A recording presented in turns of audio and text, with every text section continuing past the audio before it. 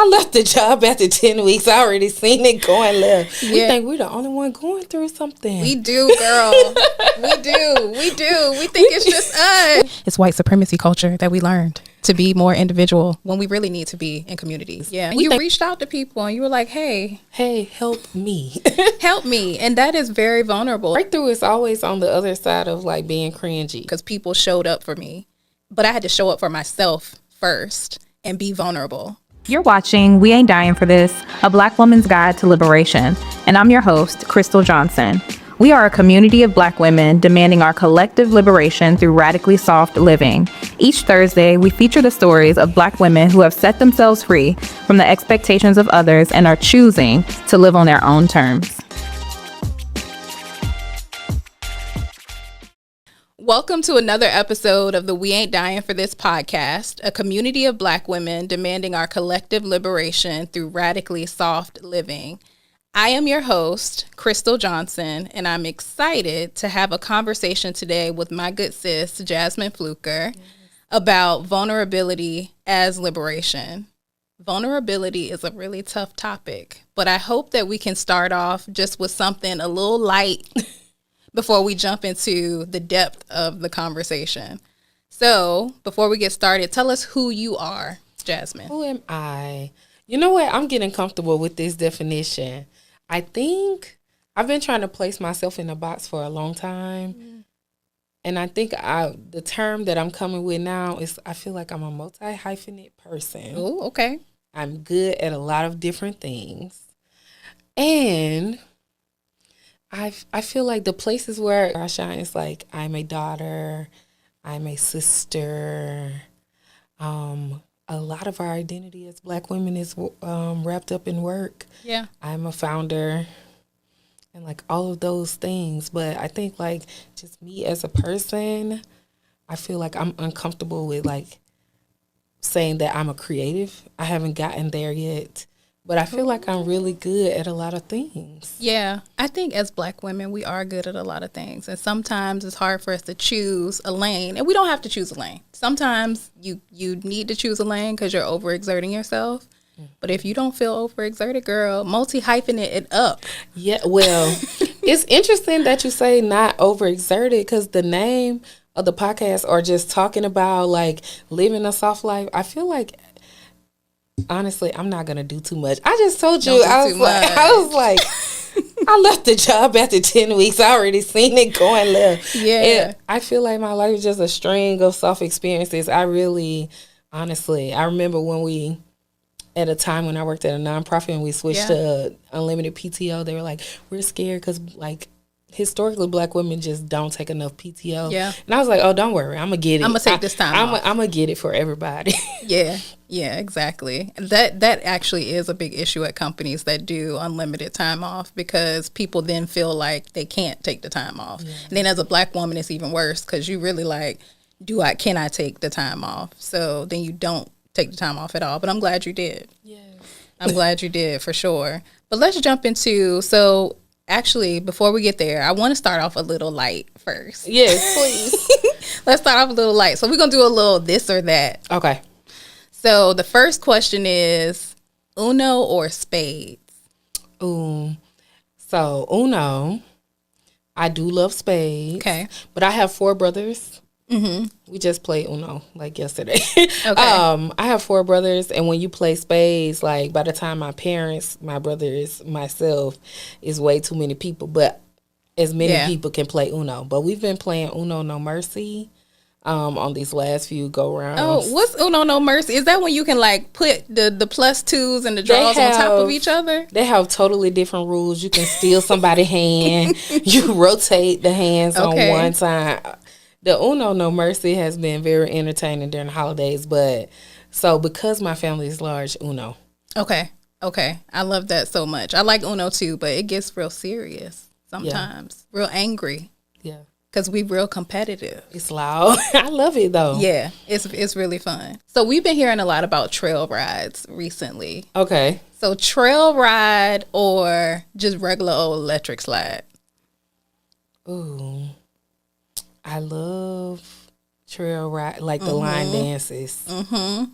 I have to show you the videos after. Okay. But we just had a party on the 24th. Okay. Yeah. And you were at home in Alabama. So that's some real country stuff. Yeah. I love it because I'm from Virginia. I'm from I think it's the South. A lot of people say it's not the South, but it is. And same. Listen, I mean, Virginia is like New South. Mm-hmm. it's New South. In my mind, like when I think about like, and I've lived in all of these states. When I think about the Louisiana, Georgia, Alabama, Mississippi, that is a different South. But I still acknowledge the other Souths. Okay. Okay, cool. Gospel brunch or R&B brunch? I'm going to say R&B. At the point, I'm already missing church. Okay. I'm going to just... Mm-hmm. But it get a little R&B, it get a little gospel at some point, you know? Like it might start off as R&B, but we Black, so... I'm like, yeah, in Houston, I feel like they mixing everything in. Mm-hmm. Okay, yeah. I'm like, I'm already missing church, R&B. I'm already in trouble. Yeah. Pray for me. That's hilarious. So now that we kind of like shook off some of the heaviness, let's just jump into the conversation about vulnerability. So I think vulnerability is very hard for any person, but I think particularly it's really hard for Black women.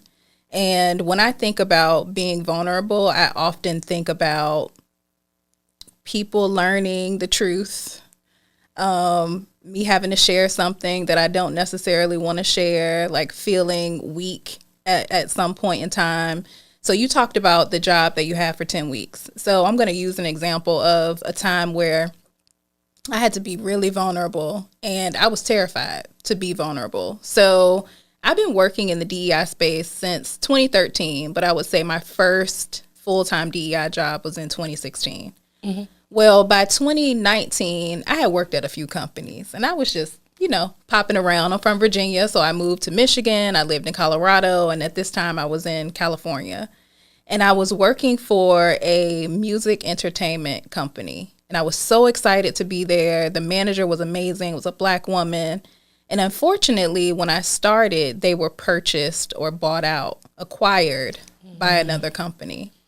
And I knew that this acquisition was coming, but the chief people officer, my manager, they were like, oh, it's fine. Like, they're very committed to this work. Don't worry about it, girl. You good. So I'm in Oakland, California, most expensive place I've ever lived. And 5 months into this situation, this job, I get laid off. And I was married at the time. My wife didn't work. So I was like, what is a girl to do? First of all, my family is all the way on the East Coast in Virginia. It's not like I feel like I can just drive home because that doesn't seem like a good option. And then I see like the state of people like around me. So the first thing that I think of in my head is I'm gonna be homeless. Mm-hmm. I was terrified. But I remember that I had built like a strong community on LinkedIn, and it took me a couple days to come to the realization that I could lean on that community, that it was okay for me to say, hey, y'all, I'm in a bind. I was laid off and this is what I'm looking for. Send me leads. And what I learned in that moment of vulnerability is that people came through for me out of the woodworks, like people that I had been communicating with on LinkedIn, people that I didn't know. And I had multiple offers within 30 days because people showed up for me. But I had to show up for myself first and be vulnerable. So that's what I think about. But it took me a long time to get to that point where I'm like, okay, I can lean on this community. I can tell them the truth of what is happening with me right now.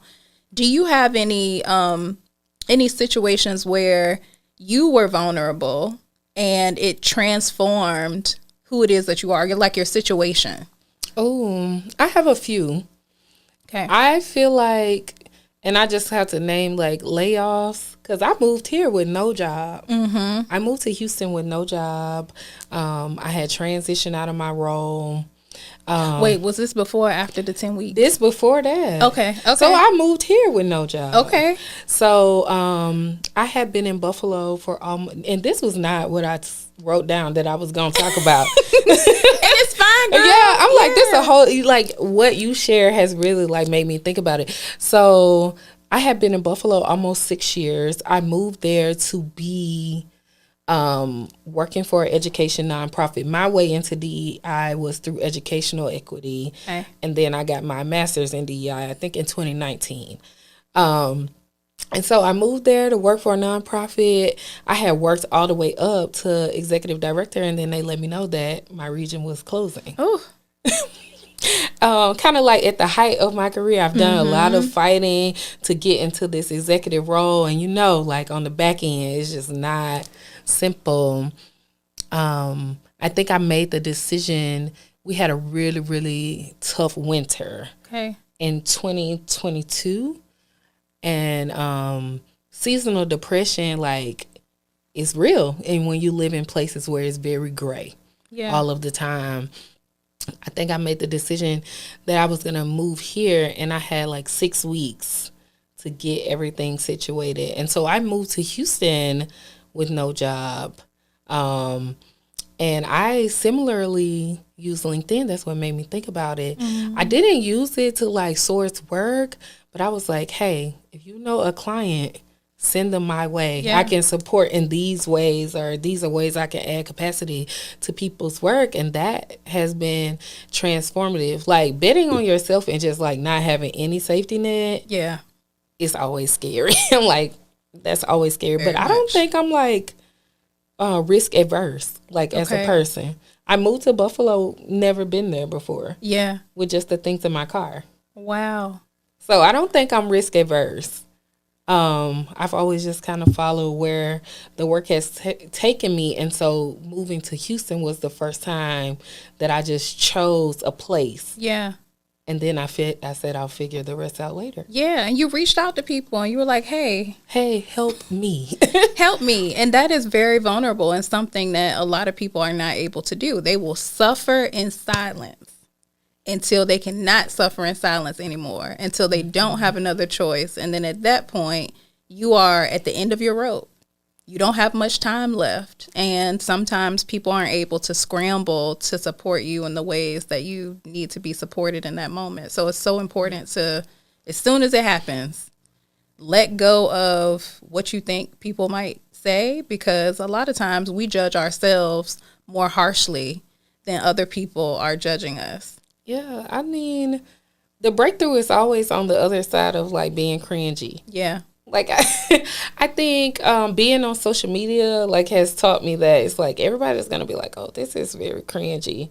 Like, the people around you that you know, like your close people, they'll be like, what is she doing? Yeah. And then when it works, now everybody is looking. But, like, for me, we see it a lot now with a lot of people getting laid off. We see it, but we see it in the place, like you said, they haven't exercised vulnerability or community. Yeah. Or the communal strength that is there. And so it's like, hey, I'm about to be evicted, or hey, I'm about to lose my house. Yeah. And we need to like practice being in community before we get to that place. Exactly. 100%. So what do you think are the lies we tell ourselves about vulnerability? We talked about it in the beginning where we assume that it's hard. Like, we've been told that it's hard. So what are some of the lies we tell ourselves about being vulnerable? I think the first one is like, vulnerability makes me look weak. We're like, oh, this is going to make me look very weak. I think as a leader, because I was like, I think when I started getting into like senior roles, I was like 26. Everybody I was managing was like 40. I'm like, oh, yeah. I don't want to say the wrong thing. I know I'm going to mess up. Yeah. And so I was like practicing humanizing myself. Like in my leadership, I was like, okay, y'all, I made a mistake this time, or like, this is where I've landed. And so I was like practicing that with my team. I'm like, I know I'm going to mess up. And everybody older than me, they got more experience. Oh, yes. They're ready to burn me at the stake. And so I think the first one is like, it's going to make me look weak. And so like, that's the first thing you got to like undo for yourself. Is like, vulnerability makes me look weak. I think the other ones are like, people will judge me. There's like a two-sided thought about vulnerability. There's like your own internal dialogue that you're fighting, and then you're like, people are judging me because I've put myself out here in this way. Mm-hmm.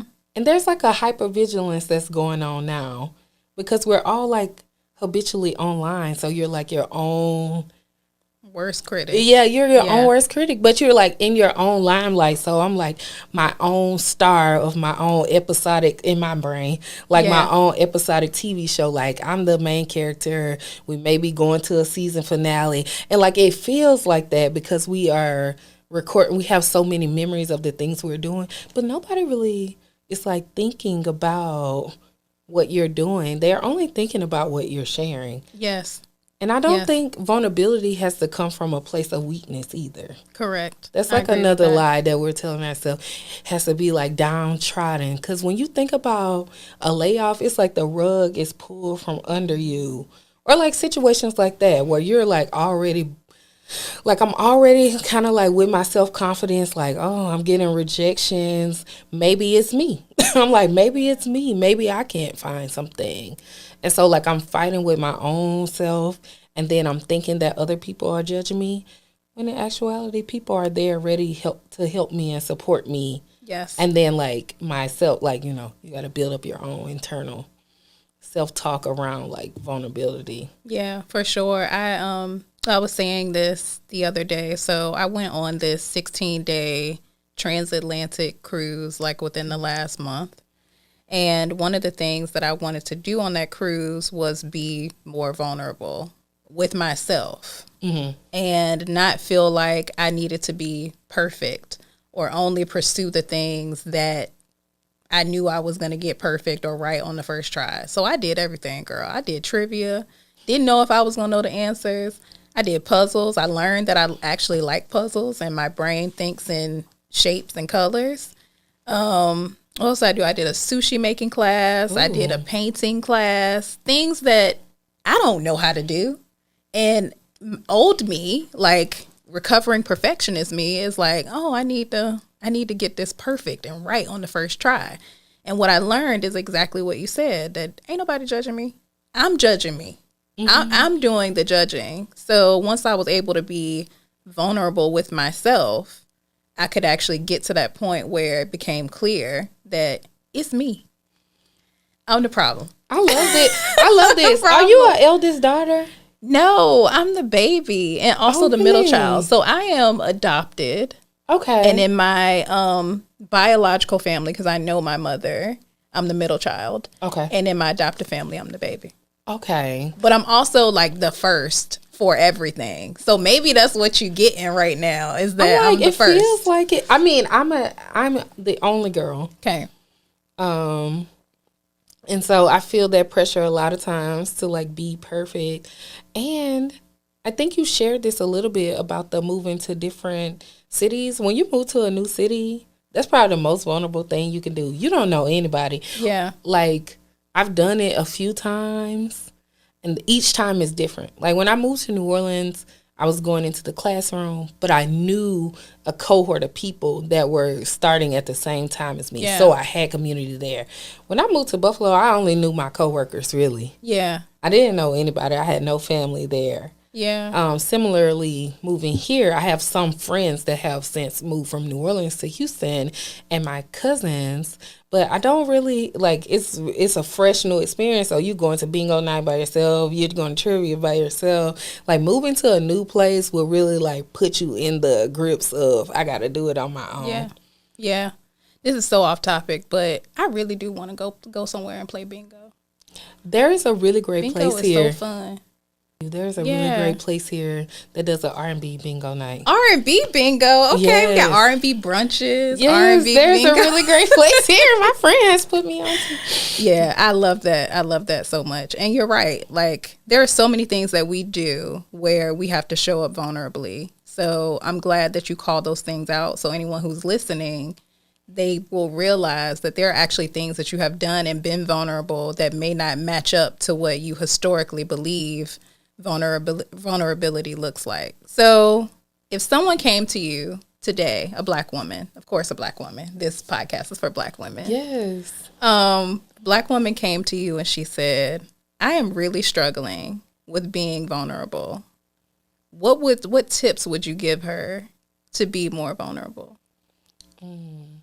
The first thing I would ask is like, what are you giving up by not being vulnerable? I did an exercise recently, and it was like, it's through some of this eldest daughter programming.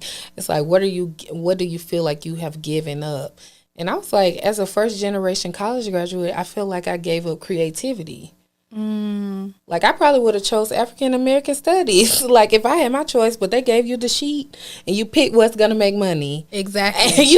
And, and so many of us have that shared experience. It's like, all right, pick what you're going to, you the first one to make it. You got to pick something that's going to be profitable. And so I feel like I've given up creativity in that. And I would say, what are you giving up by not being vulnerable? Because are you giving up? Do you feel like you are gaining looking good? Because a lot of times we tell ourselves, like I said, vulnerability is not weakness. A lot of times we tell ourselves, like, I have this perception or I have this persona and I'm giving up looking good by being vulnerable. And like, even in the times where like I was in a layoff, when I reached out to people, it wasn't from a place of weakness. Yeah. It was more so, I want to be in connection with you, and like, and this is what I am going through. Because like, the other part that we don't really conceptualize a lot of times, and I'm guilty of this, is we think we're the only one going through something. We do, girl. We do. We think it's just us. We think it's just us. Like, oh, me, I got laid off. Oh, that's the unemployment rate is at an all-time high. Like, it's not just me. And so we think we are we are having a solo experience, right, when we're actually having a lot of unique lived experiences that are connected to other people. And so I would say, what are you giving up by not being vulnerable? Yeah, because you could be giving up community. You could be giving up best practices. Community, connection. You could be giving up partnership. I don't know. That's not what this podcast is about. But you could be giving up partnership by not being vulnerable. You could be. I love that.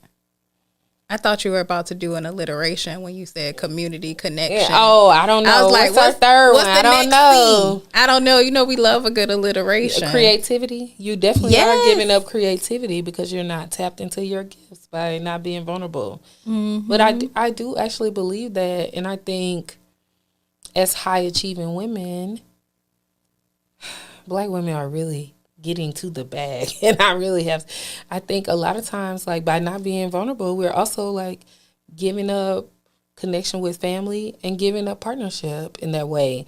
And so we're having a very individualistic life and not in community with everybody. But you know what we learned that from? I know. We learned that from white supremacy culture. I just want to speak into the mic. It's white supremacy culture that we learned to be more individual when we really need to be in community. That is how we thrive in community, which is why I love the work that I do through We Ain't Dying for This with the retreats and sisterhood. It's so important.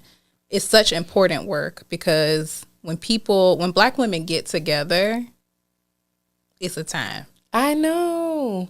It's a time. I haven't had like one time where I'm like, I'm in a group of Black women and I have not had a good time. Yeah. I just don't think that exists in my mind. Yeah, because we see each other and you don't have to explain who it is that you are, why you feel the ways you feel, why you move the way you move.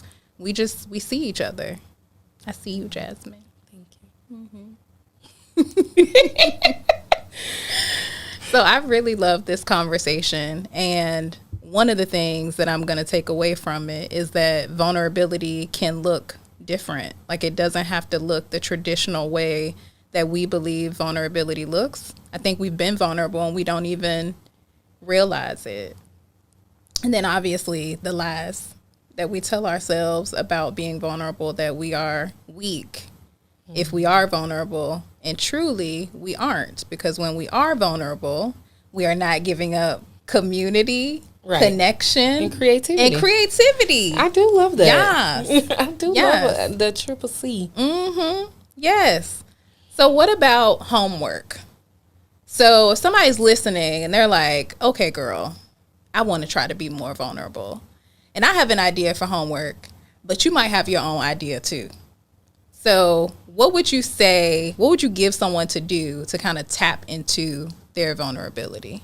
Oh, I feel like, exposure therapy for vulnerability could look like talking to yourself. I feel like that's the hardest one. And it's just you and the camera. And it could be on LinkedIn. It could be on Instagram. It could be on TikTok. I think just like opening yourself. And you'll feel so connected to people. You will. It could be about anything. I think that just really pushes you to like see. Other people will see you. Other people will see you. But you will also see yourself and like build your confidence in that way. Yeah. Totally. And you will find out, as you've already said, that you're not the only one. Yeah. People are going to, connection. Yes. People are going to connect. Yes, absolutely. That part. I love that. And what I would also offer if someone wants to do some homework is actually thinking about the times that you've been vulnerable, writing about it in your journal or speaking it in your journal. The iPhone has a good journal the app. app is great. Yeah, like I love speaking into it rather than typing or writing. But you can talk to yourself about a time where you were vulnerable and think about how that made you feel. And the hope is that through doing that, you want to chase that feeling, that empowered feeling that you felt when you were vulnerable before. I love that. Mm-hmm.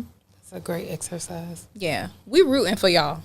Oh, with a camera. Absolutely. We rooting for y'all to be more vulnerable. Absolutely. And definitely I would take that advice from Jasmine in terms of homework. Do the homework I shared as well to really get yourself in a place where you feel more comfortable being vulnerable. So Jasmine. Yes. Where can people find you online if they want to talk to you, if they want to work with you, if they want to get to know you more? See, this is the vulnerable piece. I am going to be launching my website on my birthday, which is January 17th. JasmineFluker.com. You can find all of the things about me there. And then all of my social handles are curated by J_. Okay, I love that. Curated by J. Very simple. Okay. Yeah. Are you in your creativity bag? I am. Okay. But I love, like, putting things together. Like, I love curating things, pieces. My friends are trying to push me into signing my house up for, like, apartment therapy or something like that. Oh, I've never heard of that. Or, like, there's another Home and Texture. That's a black one, a black like design studio. They're like, you should now do you like gotta an show. article. Now you gotta show me the pictures of your I will apartment. definitely. Your house. I mean, I would now definitely show you. Yes, but yeah, I love like curating things. Okay, I love that so much. Well, I have had a blast talking to you today. Thank you. Thank you. Oh my God, it was great. Thank you for watching this week's episode of We Ain't Dying for This, a Black woman's guide to liberation. Catch up on previous episodes on the Living Corporate Network and on YouTube. You're also invited to join our exclusive community for access to early episode releases, exclusive content, live events, and more.